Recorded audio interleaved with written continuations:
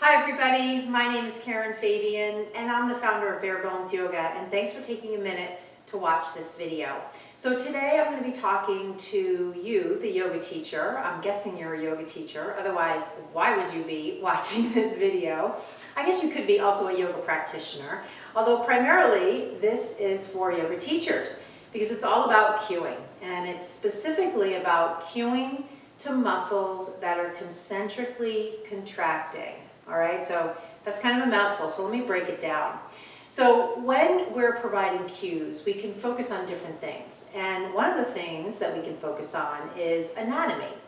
Now, anatomy, of course, is a broad subject. So in order for it to be understandable, it's really helpful to share something that's really relatable and actionable in terms of what students can do with the cue. And so what better thing to share with them than something about what muscle is helping them do the pose they're in. So this idea of what muscle is doing the work is where we can start to think about the type of contraction the muscle is doing. And so when we look at muscles doing work, that leads us to concentric contractions. Now there are other types of contractions like eccentric contractions, which are sometimes called eccentric lengthening contractions, isometric contractions, and even things like more passive lengthening. For today's video, we're going to focus on muscles that are concentrically contracting. Now, why am I going to do that? Well, if you had a choice of things to share with your students, you might as well share what's helping them do the pose, as I just said. And so that helps us as teachers, hone our knowledge into a specific actionable thing. And so now what we're doing is we're taking knowledge and we're refining it and sharing it through the cues, but really filtering our knowledge so that we're not just going on and on and on and on. And what this does for us as teachers is it helps us hone what we know into what we share, and it provides us with a framework. And this can be great for teachers because so many teachers, if you're like a lot of the teachers I talk to, they express this feeling of, I'm standing in front of the class and I have all this stuff in my head and I'm not really sure what to say. So as soon as you have a framework, it helps frame your knowledge and it gives you a much easier ability to share cues. So let's take a look at some muscles concentrically contracting in poses. So one thing that you can focus on are the quadriceps. This comes up a lot in a lot of different postures. When we look at the quads, their main action is to straighten the leg, extend the knee. And so of course there are a lot of poses where it can be helpful to talk about that. So I'm going to first come into downward dog, and let's say you were teaching and you were to say step your left foot forward, drop your back heel, and reach your arms up to the sky. Now squeeze your back thigh and contract your quadriceps and see how that feels. Count a couple breaths. So you'll notice in that cueing format, I provided some action cues to get people into the pose, and then I provided an anatomy-based cue to help them learn about what muscle is doing the leg straightening, and also I cued them to tap into how it feels. So that gives them a somatic opportunity to notice how it feels. Another pose where you could use this kind of cue is half moon. So you could say, let's say you were teaching it from just a forward fold. You could say grab your block, place your block out in front, bring your left hand to your hip, kick your left leg back. Now squeeze at your thigh and press back through your heel. Take your left arm up in the air. Take a few breaths. So you'll notice there, I gave them a couple action cues again to get them into the posture, and then I focused on the cue to contract around the thigh bone. And so this is where you get into the action of the quadriceps. In this particular cue format, I didn't reference the name. You could certainly do that if you want. There are lots of other poses, of course, where the legs are straight. Let's take a look, though, at some different muscles.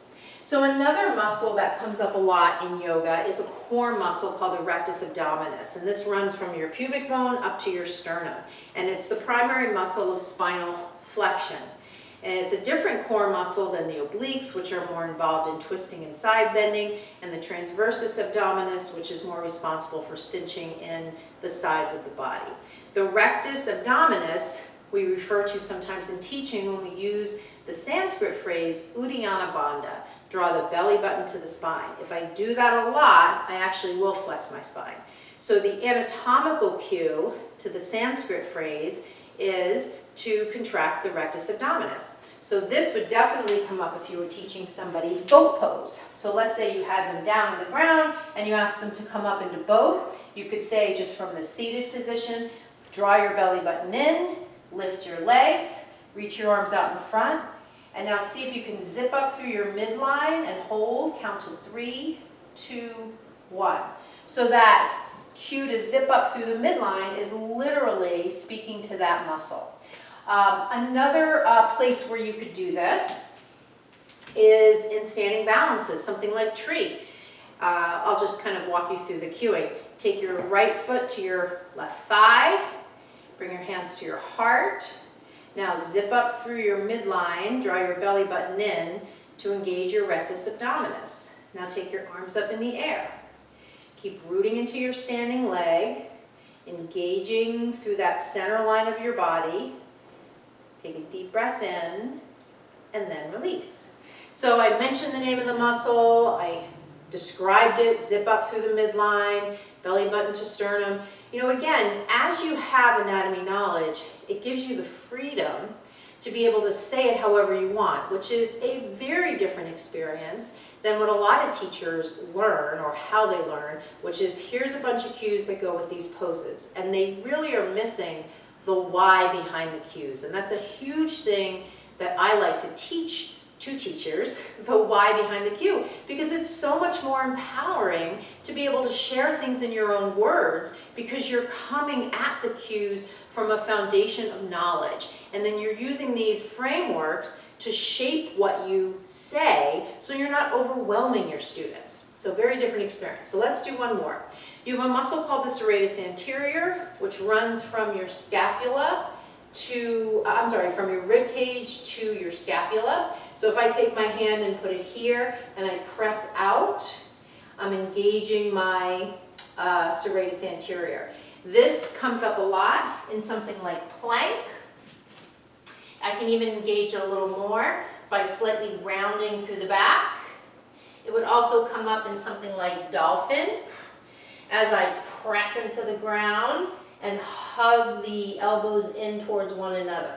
So what you could say to folks to help them engage the serratus anterior, as they come into plank, you could ask them, all right, so draw your belly button in, cinch the sides of the body in, and then press into the ground and slightly round your upper back, and then release back to plank.